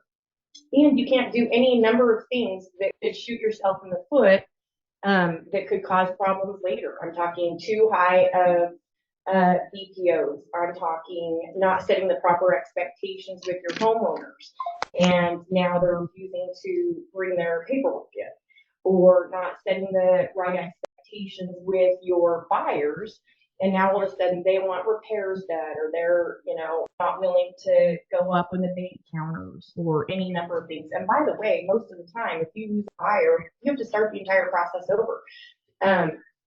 At what point do you list the property? That's a great question. The listing the property is almost the very last thing after you've got a strategy in place. So typically, you're talking with homeowners, you're going through this whole process. This can, eventually, if you become known for this and you're a specialist, you can kind of get this process down to a science. A lot of my short sales would just literally come as referrals, and these would all be phone consultations. I wouldn't even go visit the property until we've had the financial and short sale discussion, because honestly, that's like so secondary to everything else. So once you kind of are established in this niche, you can really kind of streamline it. But the very first thing that you need to do is express that you care. and that you know what you're talking about, and that you've got options for people no matter what the situation is, because you've got to be able to build rapport and a high degree of trust immediately, because you need the last four of their social security number so you can even figure out what the options are. You can't even do a Fannie Mae lookup or Freddie Mac lookup without that. Unless you're authorized on the account, you can't even talk to the bank. So the very first step is obviously qualifying a homeowner. And if they're if they're not 1,000% cooperative and willing, and I literally set the lowest expectations possible to everybody. I literally tell them this could take a year. We've had short sales that took 2 or 3 years. Of course, that's not typical. 4 to 6 months is more realistic. However, I mean, they've got to it can go on, and they've got to be committed and be willing to bring in paperwork the entire time. They also can't be hiding money or doing any kind of shenanigans that's going to jeopardize your license or that's going to kill your deal later, because you would be surprised at what banks can find out about people and what access to data sources they have. So, if it's stinking, you smell shenanigans, save yourself the trouble. Just pass. It's not for everybody. And you don't want to, this is a very long commitment. Short sales are not the way to make the most amount of money in real estate. We'll just put it that way. Once you get good at it, you've got high conversion rates, but you have to have a solid pipeline and be able to do it predictably and consistently. And now it's already hard enough to get listings. Now you've got listings that are super hard to sell. You may have to sell it 3 or 4 times, and you may not get paid, 8 to 10 months from now. So you got to be ready for it. You need to screen the homeowners. If they're not cooperative, literally don't take it. The second thing is you really need to get a grip on their financials. How upside down are they every month? How many payments have they missed? Has a notice of default been filed? Do they have money to contribute if there are HELOCs or other lien holders that want money? Because a lot of times out, especially if it's more of a strategic foreclosure or a short sale, it's not that the banks won't do it, but they're going to want some skin in the game. And if they look at your savings account and they can see that you've got some cash stacked, well, guess what? They may still be willing to do it, but you're going to have to come up with some cash for them to guarantee that they're not going to come back after you for the difference. And that's just the reality. So you need to look at their entire financial situation, who else you're going to have to be giving money to, and take all of that into consideration. Then I haven't even gotten to the pricing strategies. And I'm going to save that conversation for a different training, because there's a lot there on how you actually properly price a short sale. And then you also have to come up with your own strategies on how you commit to buyers or not. Every short sale is a little bit different, but just in general, it's better to, most of the time you have multiple offers. It's better for your homeowner to commit to one buyer that has the proper expectations, that really wants it, that's not going to come in wanting repairs, they understand it as is, they're willing to ride the roller coaster there with you and commit. That's the person you want. The price is all kind of relative anyway, and they need to understand this. And, for a long time, probably 2 years, I required a 3-way call with the buyer's agents and their buyers so they could hear from my mouth where we were in the short sale and what the expectations were, because there's a lot at stake for my homeowner. We've already been through this, and their house is going to foreclosure, and we are all on the same team here. It's a really kind of different world, because you're more collaborative with agents than you've ever been. But everybody really has to be on the same page and have the right expectations, because every time a buyer cancels, you have to start over. So that was a long-winded answer of when you actually put it on the MLS. It's the very last thing, because you've already figured out all the moving pieces. You already have planned for what can go wrong. You've got a solid strategy in place. You have all of your paperwork from your homeowners. And I mean, you go through every single page with a fine-tooth comb. If they've got anything weird on their financial statements, you need to explain it. They need to have bank statements. You need to go through the hardship letter. You literally need to go through everything with a fine-tooth comb. And, it's just a skill. There's a checklist. Anyone can learn it. But you have to have all of those things in place before you put it on the MLS, because that's getting an offer is not the hard part. You have literally the most marketable properties on the MLS. In fact, you should be getting not just your short sale that you sell, but at least 2 or 3 deals just from leads you get off any decent short sale. And that's really the only way to make that scale, to be honest. But anyway, getting offers is not the hard part. Now, determining who the best buyer, the criteria is different when it's a short sale. It really is. And I think, I don't need to beat the dead horse to death, but I think what the price that they offered, I think, to be honest, doesn't have much to do with the price of tea in China. that was literally a dart that it's all going to be TV and it's all going to be negotiated anyway. So anyway, did that answer that question? Yeah. Can you hear me now? After listing, is it common for the bank to do a follow-up BPO? Okay, so this is so huge. Okay, so they do have, Joe talks about it a lot. There's all sorts of different valuation models that they can use to, and in fact, they're looking at it right on their desktop when they're looking at the person's loan. They can literally see the valuation tools that are plugged right into it, so they can see, what homes in the neighborhood are going for. Now, those may or may not be accurate, and I'm sorry, but weeding and dealing with the headache of a short sale, it's got to be worth somebody's while. You know what I mean? You're not going to be able to price it the same as the next guy down the street when our house has a ton of repairs. You know what I mean? People are going through it, doesn't show as well, and the buyers are going to have to wait 6 months before they can close. You know what I mean? That's a completely different animal. But as soon as you submit that short sale package, yeah, they're going to order a BPO, and they're probably going to order more before that. And if a BPO comes in too high, you can dispute it, but it is not easy. And to get another, now the BPO strategies, that's a whole other conversation. But I mean, it's better to not have one come in too high. And that's why you don't want the bank ordering a BPO from the very first conversation you're having with the homeowner. You don't want that to happen until you've already submitted your packet. Now, you don't always have control of that. They're going to do, whatever they want anyway, and they're probably going to have multiple BPOs anyway throughout the entire thing. You want to make that as easy as possible for the BPO agents to do it. Provide them with some information.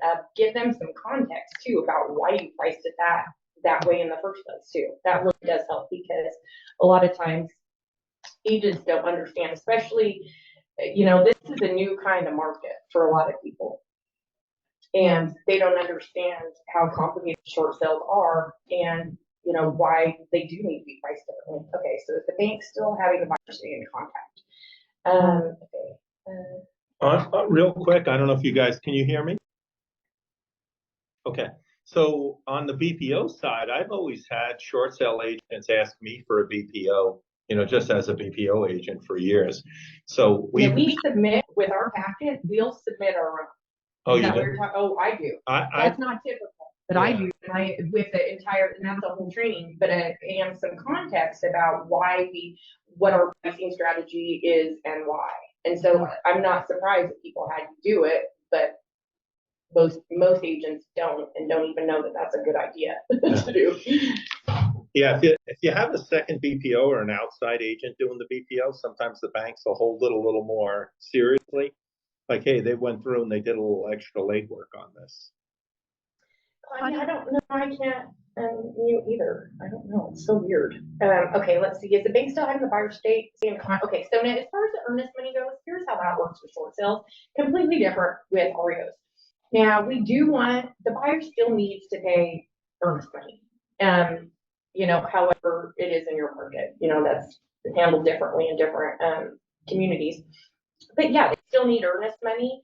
Now there's no teeth in it, and especially because there's different variations of the short sale addendums that basically say that any party can cancel for any reason, and their earnest money, they get their earnest money back. And now, as soon as you get actual short sale approval, the forms are different depending on the MLS in the state.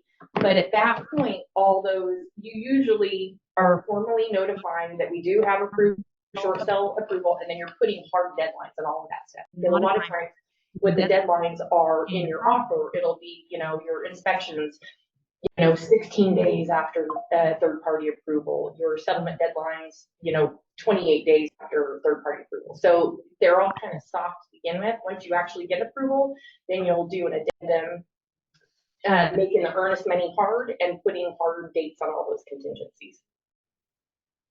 Did that answer that question? Let's see. And then like BPOs, that's kind of an animal of itself. So we could probably do a BPO training or set up a BPO class in the future. Just let us know what's kind of interesting you guys. I put something in the chat looking for setting some examples of things we need. I see Cindy responded, team building for REO. So if you guys could just put something in there that you want to focus on, we'll build it into the next series of calls so that we can hit everything for everybody. Yeah.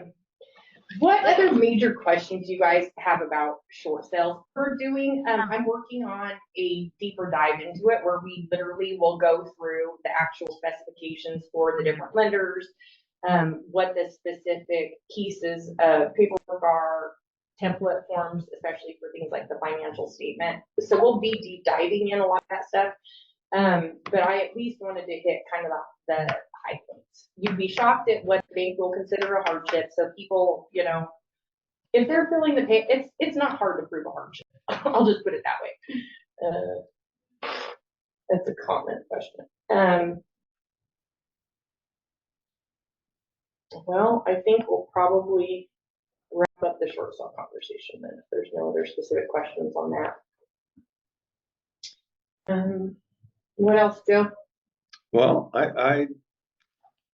we talked about did we talk about the agent referral directory? We didn't. Not really. Okay, so right now, in the community, all I have is a form so far, and eventually we're building out our, certifications and whatever, but we're just trying to build out a referral directory for internal purposes and for the lenders so that we can market you guys to try to get some assignments, but also so that we can share business amongst each other. So if you've got referral and you want to send referrals, especially when it gets into short sales, you want to be able to send it to people that actually know what they're doing. You know what I mean, and that you feel confident in the training that they've had. So anyway, we do have a form for that. I know we've got a million other things to announce. What else? And then eventually the agent directory will be set up on a client-facing site where they'll be able to just come in and kind of pick an agent, and it won't be where, hey, I have to call Joe and see who's in Tallahassee or something crazy like that. Right now, that's kind of what we have. And on the East Coast properties that kind of hit the network, that's what happened. They came in, I got a list of cities, and then I had to track agents down. So having everybody's information and the counties they cover and the states they're licensed in would really be nice and cool to have it set up that way. And if you're just licensed in one state, that's fine. One of the things we're going to add is a post on the blog would be licensed reciprocity. And that's something that you would expand with, and we'll go over also agent expansion. It's kind of going to be similar to the Keller Williams model, but an REO version. So it's going to be my version. I'm going to say which is the better version. But so the KW guys did a really good job setting up that expansion, the network. I've talked to Cody Gibson, if anybody knows Cody Gibson, multiple times on the Keller Williams expansion network, and Ben Kinney and some of these other celebrities. But so it's a little piece of everybody's and my stuff polishing it off. On the buyer's side, I know a lot of them are interested in working the buyer side. And why? Can I please talk you out of it? But there's a lot of opportunity there. So we're going to talk about, I have coming is going to be the REO auctions, the online auctions. I know Martin and I have talked several times about investors he works with. So there's a lot of opportunities there, and it's kind of, I'm going to say it's less work, but it's not. So it's a little more tedious work, but it's a little easier to get to. So we're going to talk about that down the road. It's going to be something also. And then we're going to, like I said, once we start getting some assignments in the network, we're going to be able to actually share and have access to what we have listed, as a group.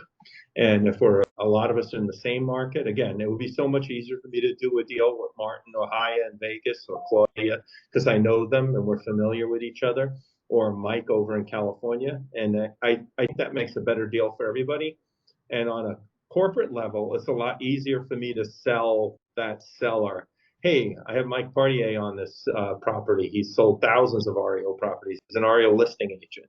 He knows exactly what we're looking for. So a lot of times they'll take an offer from an agent we're more familiar with than they would an outside agent. Sometimes they'll even, that agent will even sell the property for less than, less established agent.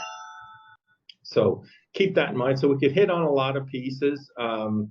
If you guys want to jump on a call, one of the other things we're going to be rolling out once the network is running and we're starting to have a lot of listings hitting, we're going to start working on, and it's kind of Heidi came up with the idea of how about like an emergency line? What if Martin's in the field and he comes across something, or somebody moved into that property that he had vacant and he was just at last week. Now all of a sudden there's a family living in there. What do I do?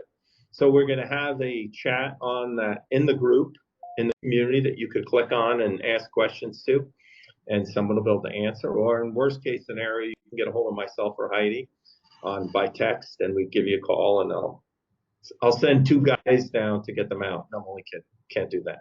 It has to be done gingerly. So I figured I'd make Martin smirk. So I got him. And I could tell stories all day long on the stuff that comes up on inspections. But that's going to be important, so that when you're in the field, if you have an issue, or if you're got maybe multiple counters and you want to throw something else in there, a lot of times we write a very strict counter.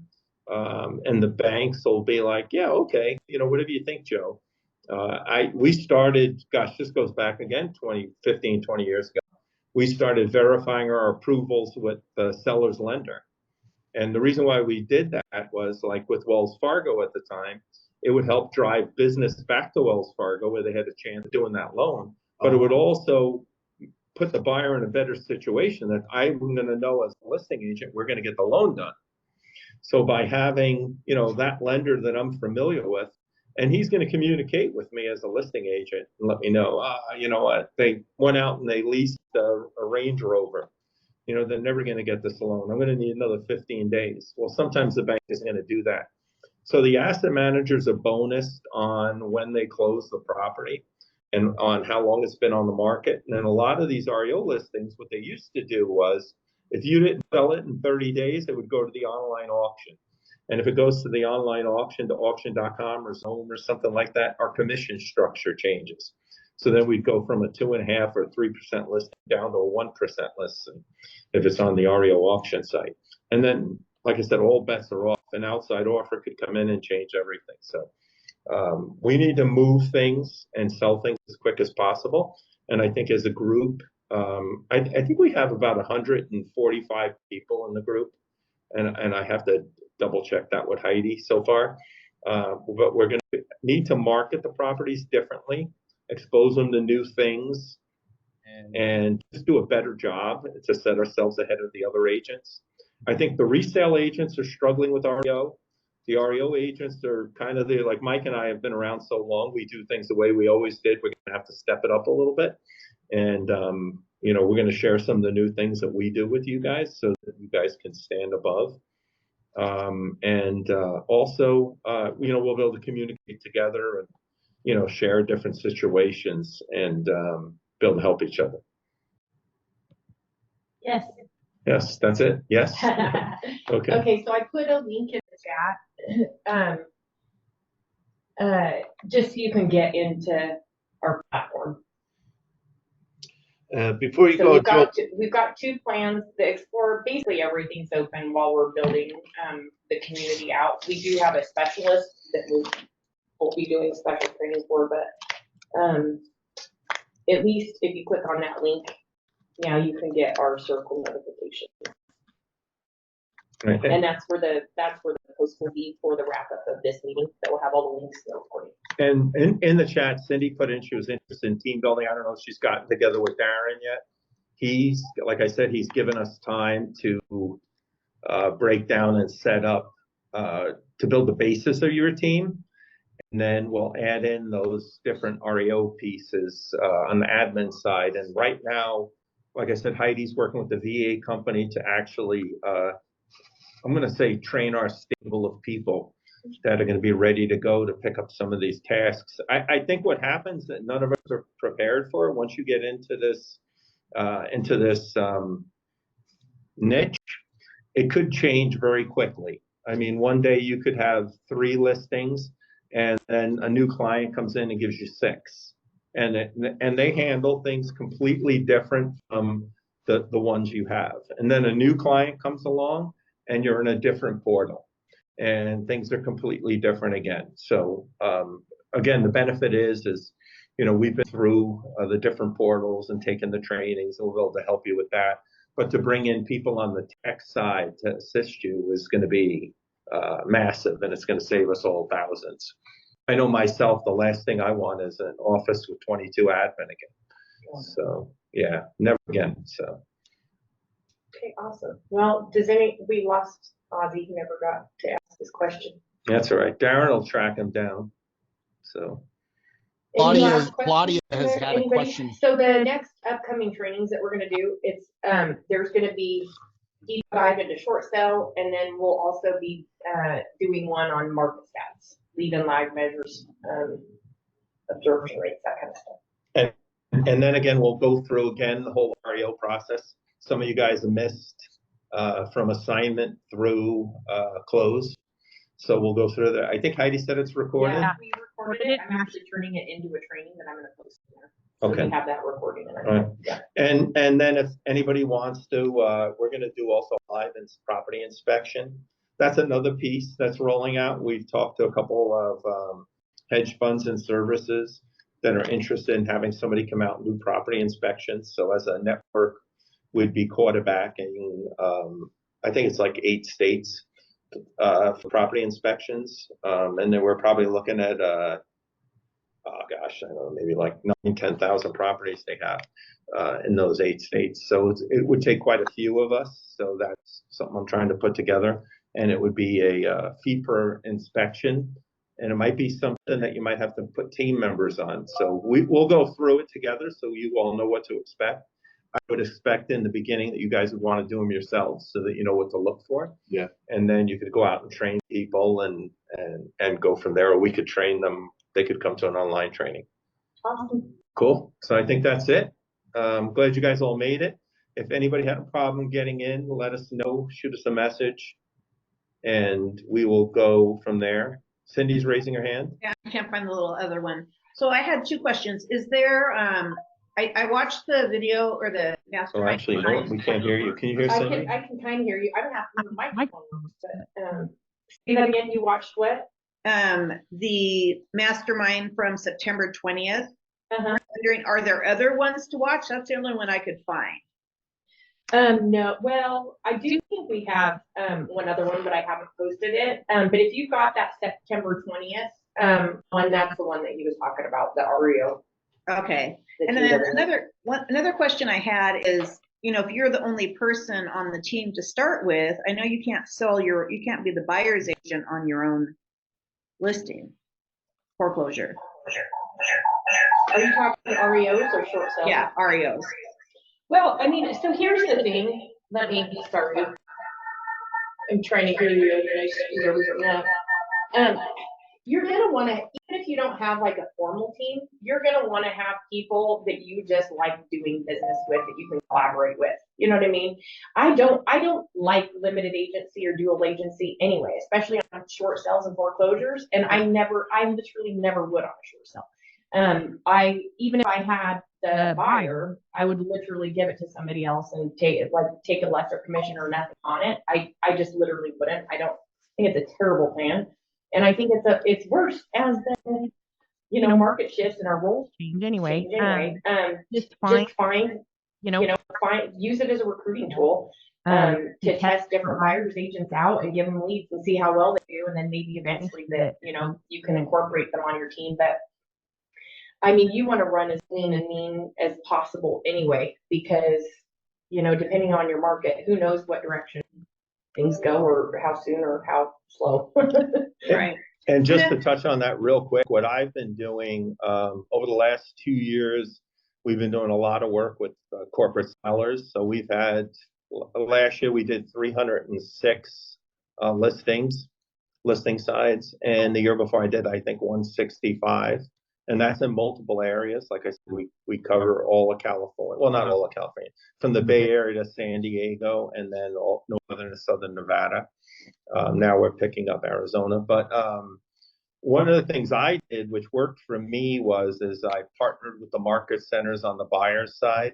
I didn't build up the buyer's team yet. And that's one of the things that Darren's going to help us with. He's got a session or a class that he's put together on hiring the right buyer's agents and holding them to expectations where they're actually producing for you and not just where you're carrying and pulling dead weight. Yeah, it's really good getting a group like that too that actually understands the difference between REOs and short sales and really understands intricacies and your listings and your clients so they can prepare their buyers. It really makes such a tremendous. And you don't have to, you can even have field people. Shoot, we had so many people doing ETOs and different inspections that weren't officially like part of our team. You know what I mean? Just because it benefited us all. Sometimes, kind of have. The other thing too is eventually, especially if you choose this as your niche, your biggest source of leads is actually other agents. And there's ways that you can structure referral fees and kind of encourage people to refer their short sales to you. And the biggest hidden secret of short sales is the sign calls, because man, if you get those 800 number call capture sign calls, it is a gold mine. And I don't know what the best ones are anymore. Buyer, Arch Telecom. Yeah, I don't even know. I've done short sales, but I don't love them. Arch Telecom is, but those sign calls are just gold. Yeah. And then eventually you could build up your buyer's team when you build up that stamina of the buyer calls coming in. Like in the meantime, like for me, if I had somebody up in the Northwest, off the top of my head, I would just reach out and say, hey, Martin, you're up there in Summerlin. I got a buyer we have this property in North Summerlin. I'd love to have you, take care of them and help us out with that. Well, the other thing too, if you guys know the Altos script, it's literally the best for sign calls too. And a lot of the nosy neighbors definitely call on short sales, and they will call and recall and recall. They want to know, is it going to foreclosure? Did you lose your buyer? So it's an exceptional opportunity just to keep having conversations with people in the neighborhood. And, sometimes it starts off a little hostile, especially, if you've got aggressive pricing and they're not really happy about that, especially because it's going to be a new comp in their neighborhood. But guess what? The reality is the reality. Right. And, to me, that's just another reason to have a conversation. Right. And also kind of look at these listings, no matter where it is, if you get a bank listing or even if it's a short sale listing. What I want you to do is I want you to really pay attention to the area it's in.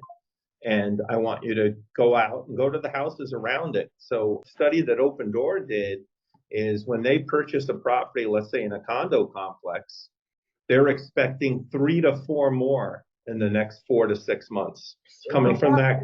Yeah, circle prospecting and just coming from the signs. And so keep in mind, it's not, the day might come where you have 400 or 500 listings, but I would take advantage of everything that you have. I'd market the heck out of every piece of property. I would get to the neighbors, say, hey, it's that typical script. We've all been around quite a while.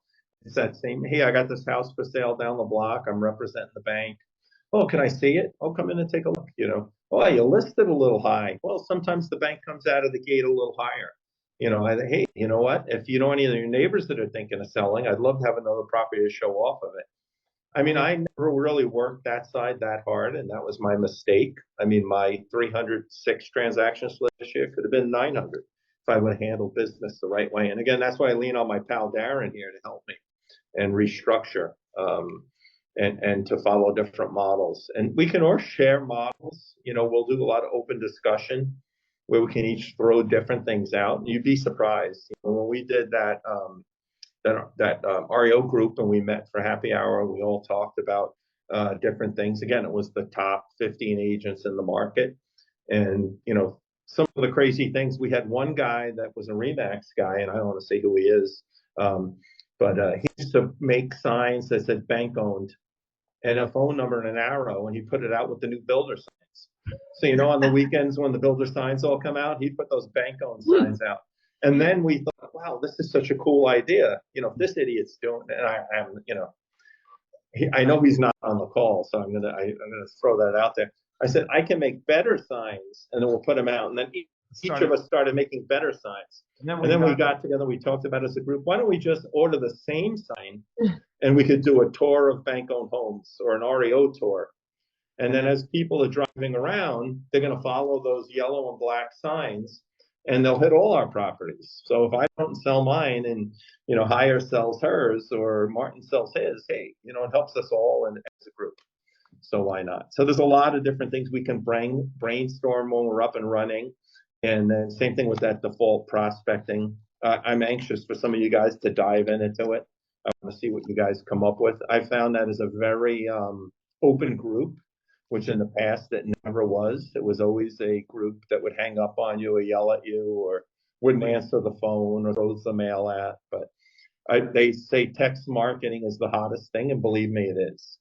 So people are responding. They may not be responding the same day, but they do respond. I have text message. I must have 5,000 text messages. I never delete one. So when I think of something, I just go through my phone. I'm like, Martin, there he is. Or Darren, let me send him one. Boom. And I just shoot it out. So I don't have to go search for him. So people do keep your number on their phone as a text. And one of the things I do too is I send out my Keller Williams app, or like the e-card. I never have a business card, a paper business card. I always use the e-card. So the good thing with the e-card is I'm going to trap their number. So I say, hey, let me text you my e-card, or let me text you my app. I love the Keller Williams app, the search app. There's even a thing for sellers now in there where they can get estimated value of their home. I don't know if anybody, Claudia, is using it. It's really cool. So the sellers can go in there and they can create a little property profile, and they'll get updated on their home value. And then you got them, you got their information. It's easy to market. And then I've even said, if I get something in the area, or if I see another home in the area, I'd be like, hey, Betty, a while back we met at Smith's. You downloaded my app. I was wondering if your friend's still looking for a house, but I just saw one listed around the corner. I'm going to go over there and take a look at it. If you're home, let me know if you want to see it. And again, it's just me getting in front of more people.